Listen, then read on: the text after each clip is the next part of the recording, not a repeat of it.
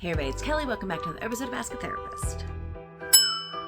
Today we're dealing with shame and how it shows up in your adult life. I think it's important to start with how it shows up in our adult lives. Then we can go back and deal with the different pieces of how it got there in the first place. In my experience, a lot of people don't realize that they're dealing with shame until it's pointed out to them, often till I point it out to them as their mental health professional. Shame impacts a lot of people, and the ways that it impacts us could be very different, but it all sort of stems from the same type of thing. So initially, I want to make sure that we understand the difference between guilt and shame because people use them interchangeably and they are just not the same thing. Guilt is an internal emotion over an action, something that we've done or think we've done that we feel bad about. Shame is external and put on us by someone outside of us, and it's not about what we're doing, it's kind of about who we are. Can the two be connected? Absolutely. Are they the same thing? Absolutely not. Some of the ways that shame shows up in childhood could be bullying, could be rejection, it could be connected to neglect or abuse by caregivers in their lives. Being exposed to an oppressive value system or religious system could create shame, the external expectations of who you're supposed to be when they don't match up with who you are. Inconsistent or unpredictable parenting or caregiving, domestic violence. Another piece to remember is the way that shame shows up as an adult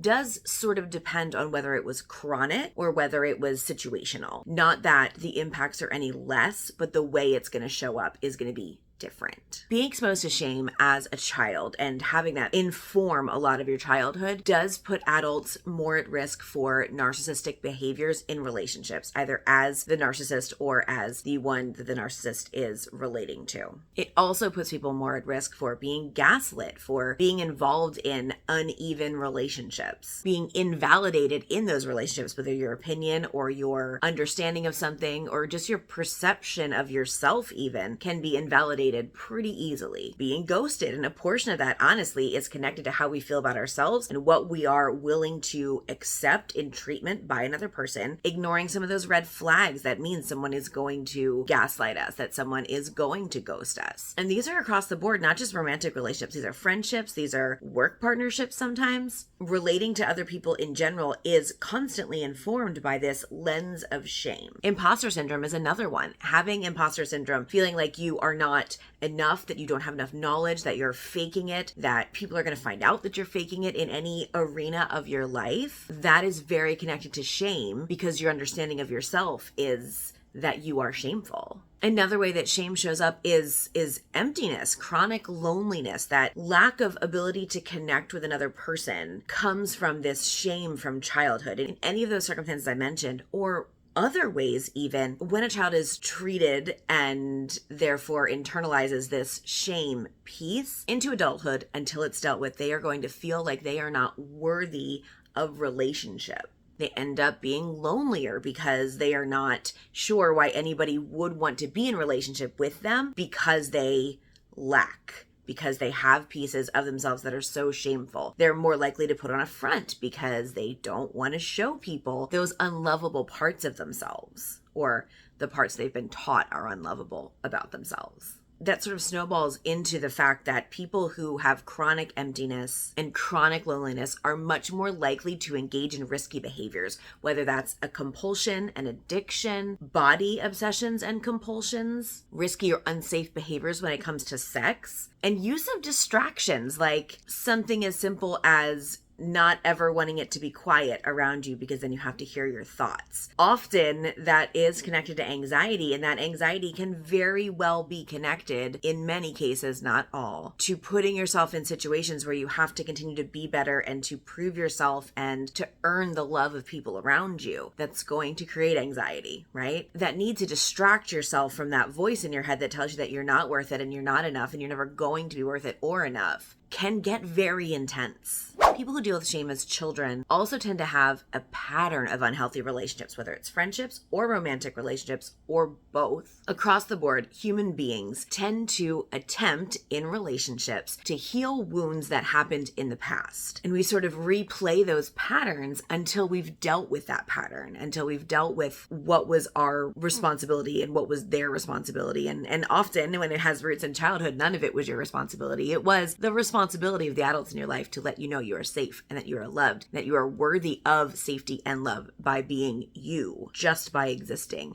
you deserve that. But so many of us don't get that in childhood. That creates this pattern of trying to get that love and get that safety in relationships, friendships, or romantic, where we're sort of bending and twisting and changing ourselves to be what that person needs. That looks from the outside to be fairly selfless. That probably feels for many people to be pretty selfless, but in reality, it's not about the other person. It's about you. It's about the person who's changing themselves and shifting their priorities and really not being true to who they are because they don't believe that the person they are is someone worth being true to, or that this other person would want to be in relationship with. So they change everything about them and then don't understand why that person doesn't want them the way they want to be wanted. But that person doesn't want you the way you want them to want you because they don't know you. Because the person you've created is the person who's trying to heal the wounds of your past through the relationships of your present. And that doesn't work. That doesn't work. When these people are trying to heal these wounds in relationships with narcissistic people, or people who just generally don't treat them well or don't see value in what they bring to the relationship, which they're more likely to do because they're repeating the wounds of their past, right? When they're in those relationships, they're more likely to trauma bond with the narcissist, with the person who isn't thinking of them and isn't allowing them to have their space and be who they are, which develops a need for them, which also leads to separation, reconciliation,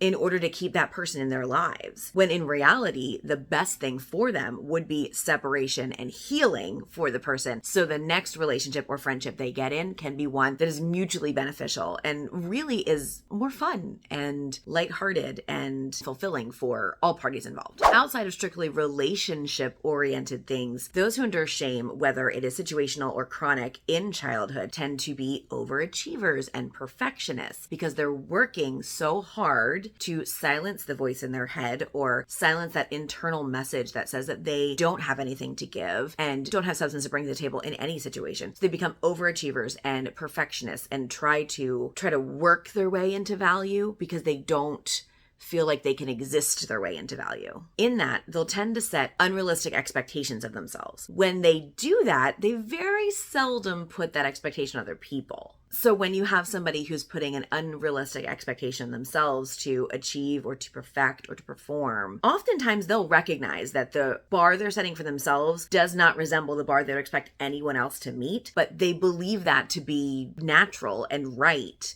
because they don't see the value in themselves. There's also slightly at a different end of this spectrum would be people who have these overblown fantasy lives because they believe that that thing will get them rid of this shame they have inside. So maybe they have unrealistic expectations over a financial venture or a relationship that's going to help them to become a better version of them and to feel better about themselves and to finally love themselves. When in reality, those financial ventures or those relationships are unlikely to actually succeed in general. But even if they do, they're unlikely to heal that wound because that's not what the wound is about. The bottom line here is shame that is instilled in us from childhood was never about us, but we internalized it as that message and saw it as something that meant we were not worthy and we were not allowed to have wants and needs and to exist just as we are and have value in that. And no amount of achieving or money or reaching is ever going to fix that. First of all, because I don't think people actually need to be fixed, but also because that's not the wound. Money can make you feel stable. A relationship can make you feel worthy and seen. Friendships can make you feel like you have purpose. A job can give you direction. Those are all going to be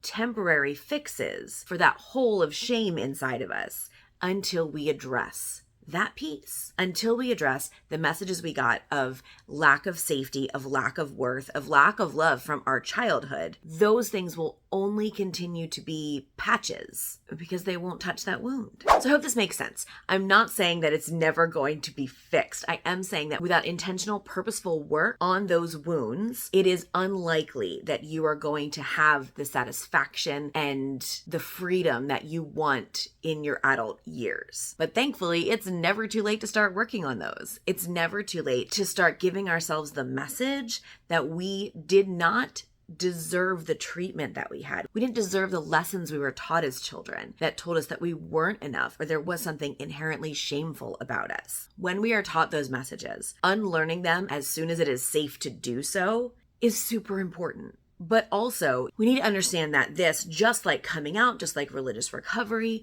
just like telling the truth about who you are in any realm, has to be done in your timeline. So if you are watching this video and you're like, oh, hey, this might be something I should probably look into, and much of that shame came from religious upbringing or religious parents, I would encourage you to check out this video right here that'll go through how we deal with religious trauma, how it shows up in our adult lives, and a little bit about what we can do about that. Well, that's it for today. Thank you so much for being here. I will see you all next time. And until then, take care of yourselves and each other.